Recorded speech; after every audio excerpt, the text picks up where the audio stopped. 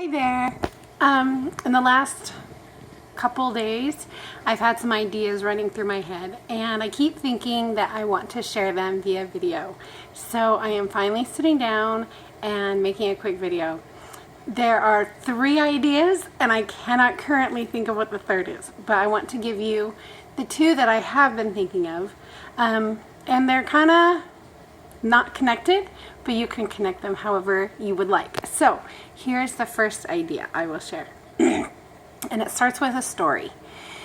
So we just moved into a new house, and this is not unique to this house, but it's a new house and new opportunities, I guess you could say. So I had someone over at my new home, and after the person had left, I was thinking, what did they think? Okay, to get honestly real, the thought was, how did they judge me based on what my house looked like? I don't know about anybody else, but I have that program pretty deeply written in my head, and it's one that I am rewriting. But I was given the program as a child that says people judge you based on the way your house looks. So growing up, when we knew company was coming, we had to make the house just spotless. Like, it was insisted upon that everything be clean and prepped and really nice for the people that were coming. And that was just how it was. And I'm not sure where I drew the conclusion that meant they were judging us, but that's somewhere I drew that conclusion. And so I'm rewriting that program now.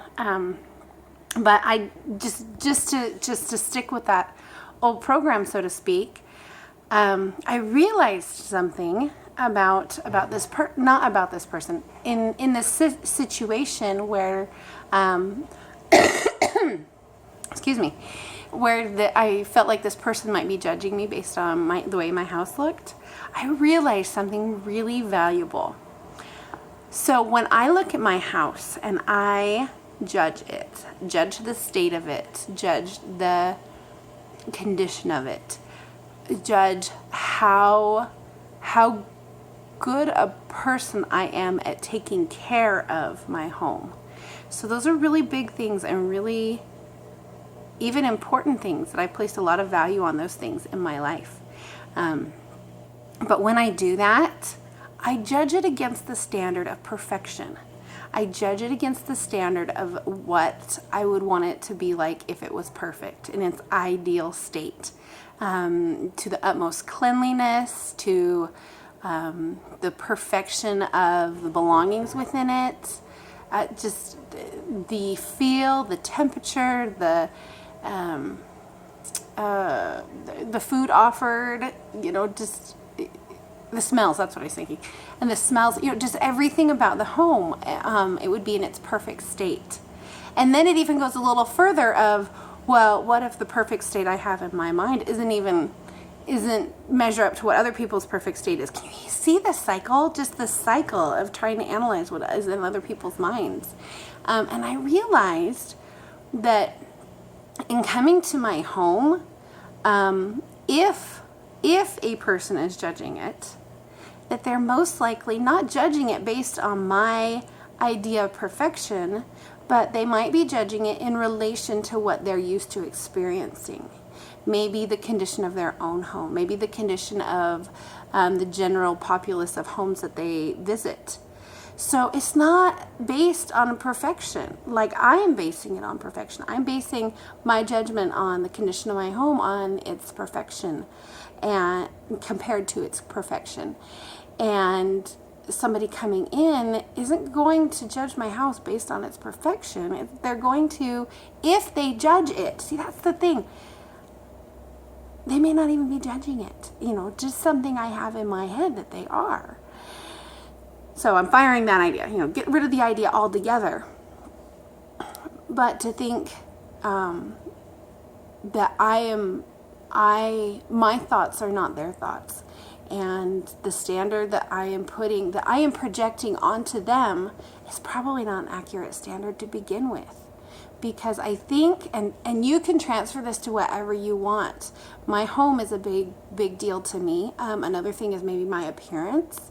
So, I mean, transfer this to whatever concept you want. Anything that you think other people are judging you on, there's a really high chance that you're judging you compared to your definition of perfection or how it should be. Maybe you don't even feel that it should be perfect, but you have a standard of what you feel that it should be, and that's what you're judging it against. And those other people, if they're even judging it, are not judging it based on a comparison of perfect or ideal. They're just but maybe judging it on what they're used to, what's familiar to them. And some people, maybe that familiar is a lower quality in your opinion. And maybe some people, their familiar in your opinion would be a higher quality. So you just can't think of what other people, you can't know what other people are thinking. And the judging, maybe we should stop. Maybe it shouldn't be about comparing. Maybe it should just be about being our best. And that doesn't mean perfect and ideal. That means what is best for right now. So that was the first idea. And the second one I think will be a little simpler and maybe even a touch controversial. And I don't mean it to be controversial, but it's an important idea in my life. So you can relate these somehow. They were just two random things that happened at two different times that I wanted to share with you. So the second thing, just so you know, I'm talking with this hand just off the screen where you can't see it, and so it's just funny to me that I'm doing all this hand talking that you can't see. Anyway, the second thing was several years ago, after my mother had been married for quite a few years and had quite a few children, her life changed in such a way that she became the breadwinner for their family, for my family. And, that was a big deal. And my mother, she's fabulous. Just honestly, my mother's one of the best people. And she has attributes that blow my mind. She's really a great person and has done great, hard things. So I was thinking about my mother, and I was thinking about her joining the workforce and her going to work on a daily basis, and how that's such a contrast to what I grew up with. My mother didn't even have her own mode of transportation, I think, most of my growing up years. Eventually we got a second car, but I drove it more than she did. So, she didn't even, generally speaking, have her own mode of transportation. My dad, generally we had one car, and my dad took it. And she stayed at home. I am not kidding. I came home to a baked good almost every day from school. There was something, that mom that had the cookies straight out of the oven when you walked in the door. Yeah, that's what I had. And home cooked meals every night. And just everything. That was my mom. She was the stay-at-home mom, really, in my mind. And so for her to go into the workforce was a big deal. Not just for us as children, but for her, it was a very, very big deal. Because my mother is very much a nurturer, and she's a mother. Really, that's what my mom is. And, one of her strongest attributes and the most important roles to her. So I was thinking about my mother in the workforce, and I realized something so beautiful and extraordinary. I realized in my mother going into the workforce, somewhat to some degree, she would switch into her masculine energy to get things done. But more than that, my mom went to work to provide for her family. And it became about providing for her family. And she did her job, and she got it done. She's actually very good at pretty much every job she's taken. And so she did, she led, and she was able to do a good job. But she went to work to be nurturing. So even in the simple act of working, she was nurturing. She was being motherly. She was doing it for her children. And so even though it didn't feel like baking cookies, it really was very, very similar. You know, we didn't have the cookies coming out of the oven, but and I had moved, by the time my mom was working, I was an adult and I had moved out. So my siblings at home, they still had everything they needed because my mom went to work. And it really was like making the cookies and providing the meals and washing the clothes. And it was hard for her because she had to split and do both jobs. You know, my dad helped too, but she, you know, just being her, she still wanted to do both jobs. But it was the same thing to her. It was the same thing to her. She was able to stay in her mom nurturing mode to provide for her family while she went to work. And even now, when all my siblings and I are adult, she does it, you know, to provide for my father. And it's an act of love and an act of service. And it's of the same magnitude of when she was at home being the stay-at-home mom.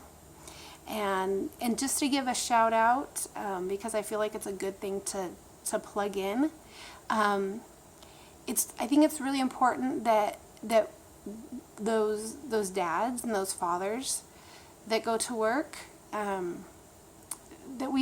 it's seen the same way, and that the intent can still be the love and the service to the family.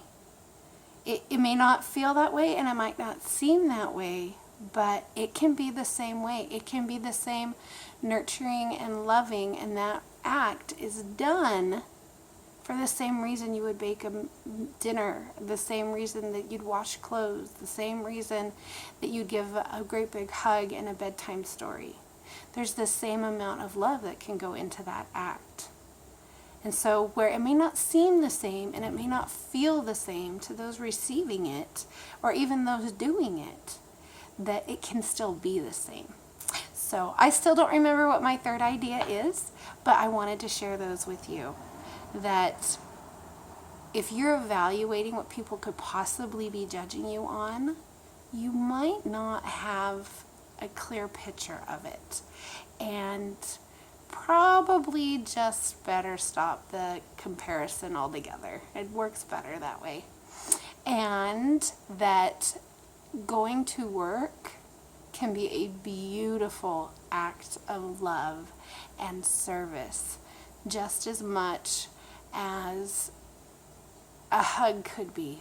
They can both be a beautiful, beautiful gift. So anyway, those are my ideas, and if I think of the third, I'm sure I will pop on here and make another video. So thank you so much for your time. I am Bethany Nelson, living at 100%.